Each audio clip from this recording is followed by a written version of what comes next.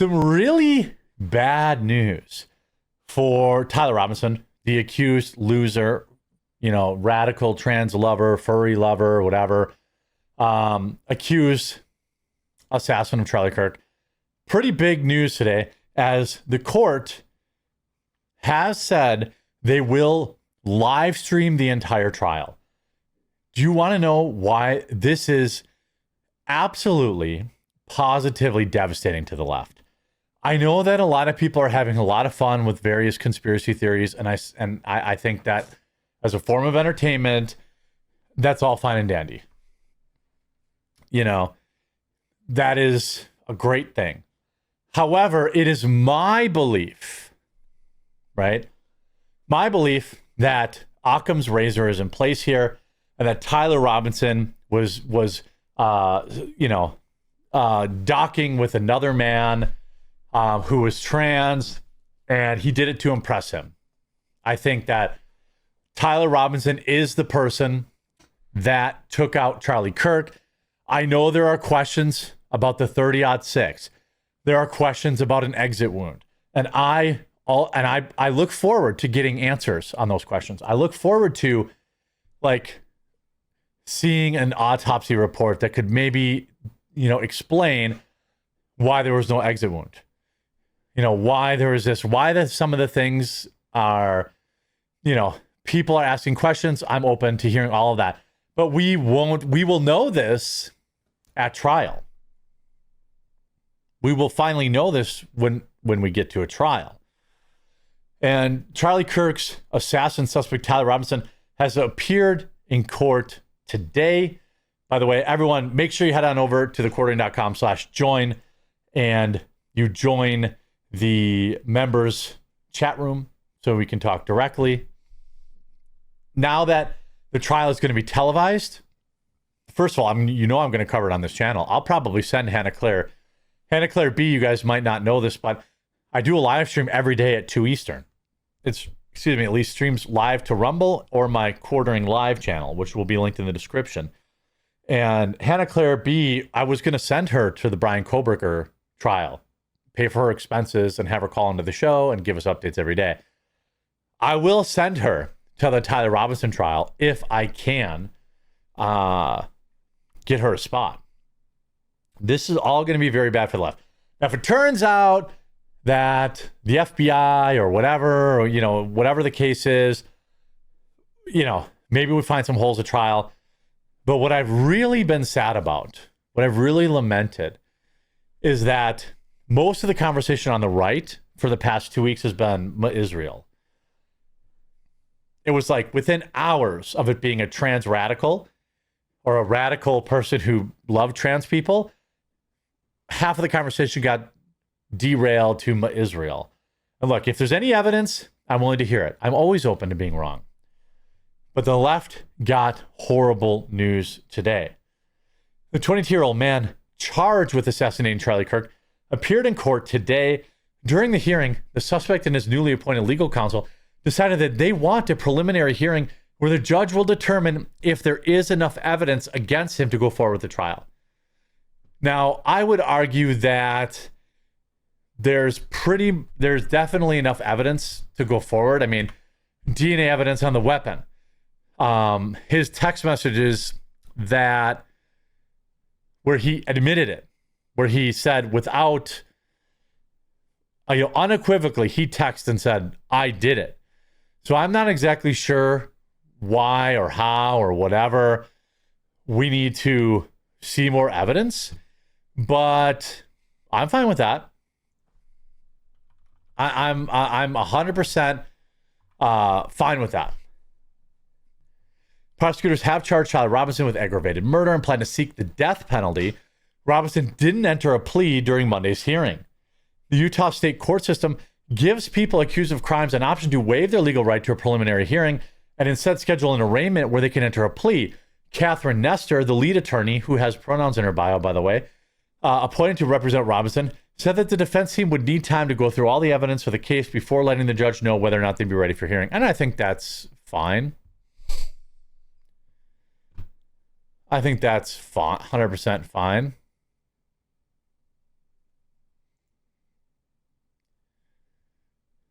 I think all that's fine.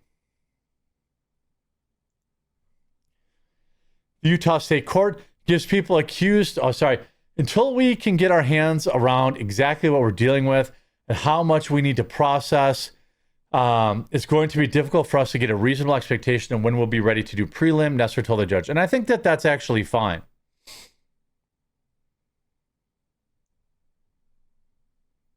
I think that's actually fine.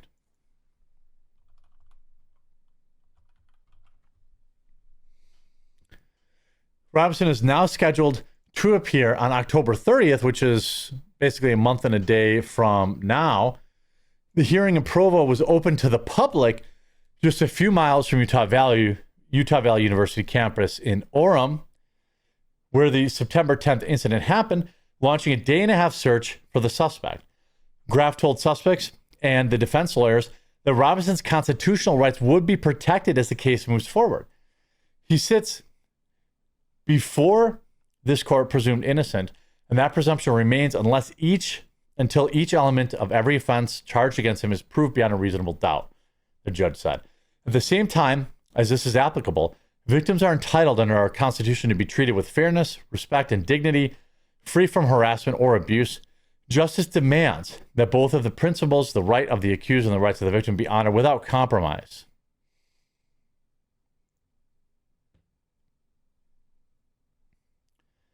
Authorities arrested Robinson when he showed up with his parents at hometown sheriff's office in Southwest Utah, more than 3-hour drive from the site of the shooting, to turn himself in. Now, a lot of people are saying, "Oh, well, he's not guilty of it. He's not guilty of it." Well, he turned himself in.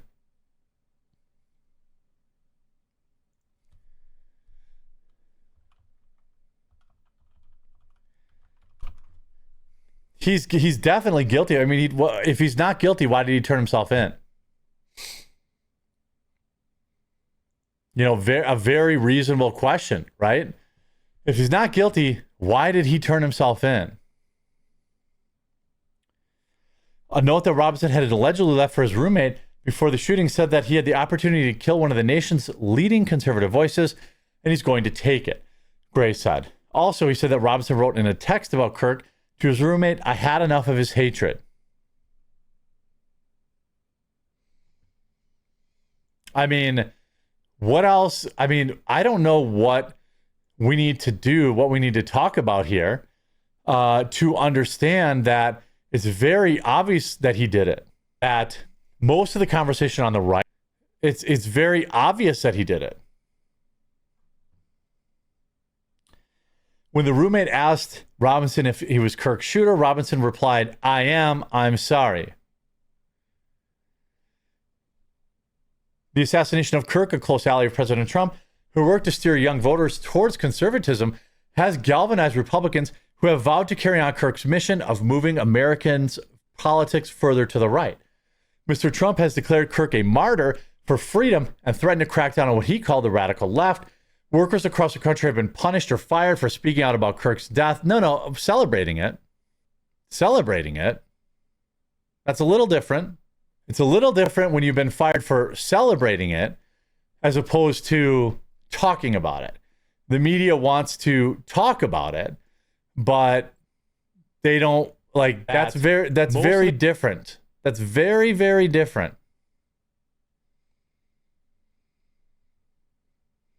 Very, very different, isn't it?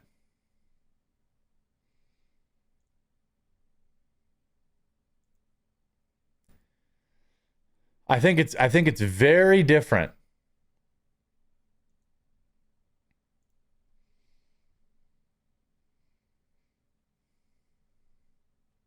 It's very different.